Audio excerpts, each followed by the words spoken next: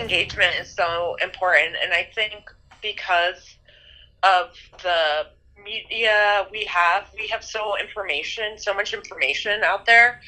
And I think the first time I really got engaged even more is after President Trump did the travel ban.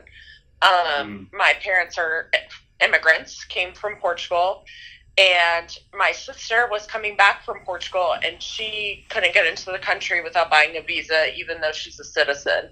So it was things like those kind of situations where we were getting profiled because we're not from this country. It was like, why? What's the difference? I grew up here. I hold the same values as everyone else. We do the same things as everyone else, yet there's this stigma that we still had. So I think that was during the period I also wanted to go forward and figure out what I could do to bring more words to more focus on things like immigrants that also connects with being racially profiled in different ways.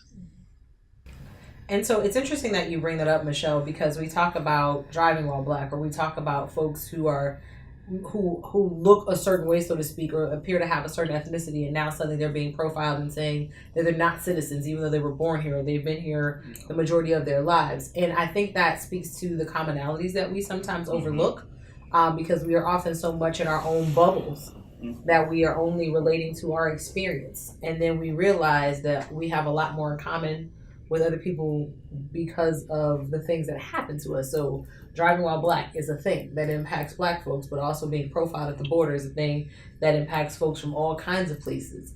And those are situations where people who are seen as other are now put into a box and labeled accordingly. And when we start to look outside of our bubble, we go, oh, that being stopped at the border probably feels just as crummy as being stopped in the neighborhood because I'm walking or driving by black. Now, what can we do as a collective to try to make these things different, better? We don't have to just fight for our own people, but again, it's about what we're humans. So there's always something that we have in common as humans. And so let's talk about bursting bubbles and breaking outside of our bubbles. What is that about? Joe and Rob are wearing these wonderful shirts.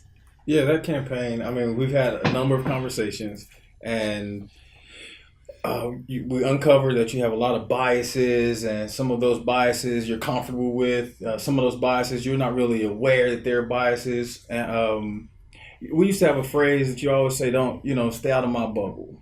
I want to stay, because I'm safe here. Stay out of my bubble. I'm safe here. And to my man's point, with technology now, not just technology, it's easy for you to look at things you associate with and that you like. And you could get this information fed to you that supports your beliefs and your biases, and it closes you to other people. So this campaign, which is a way that you could help support the movement, is let's start bursting some of these bubbles, these biases, these walls that we put around each other. And again, let's have that conversation.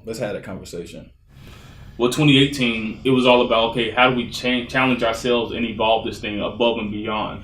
So it was really applying those conversations from 2016 and 2017, and kind of to Joe's point, what were the learnings that we've just had, and how do we create a movement around that?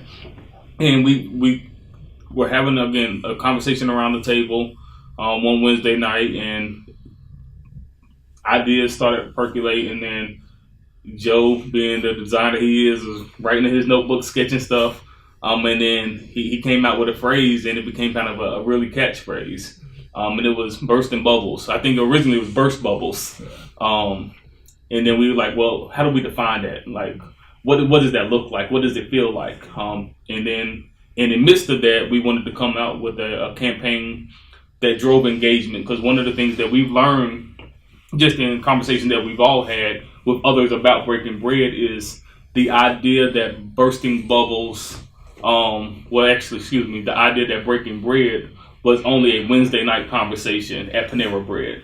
And like I said, the intent was never for it to be that. The intent was for Wednesday night Panera Bread to be a meeting ground to exchange ideas. So we were hoping that this campaign also drove engagement to bring others into the conversation. As Joe said, as we use this as a platform, as we hopefully open up the Facebook platform that we have to be a safe place to create healthy dialogue. You know, one of the things that Joe has really said a lot and kind of even shaped the way I look at TV is like the narrative and the role that marketing and media plays in telling the narrative. And I think, again, not to do the shameless plug for Breaking Bread, is we're actually in Bursting Bubbles, we're flipping those narratives on their head, right? We're not allowing others to tell stories that we can tell ourselves.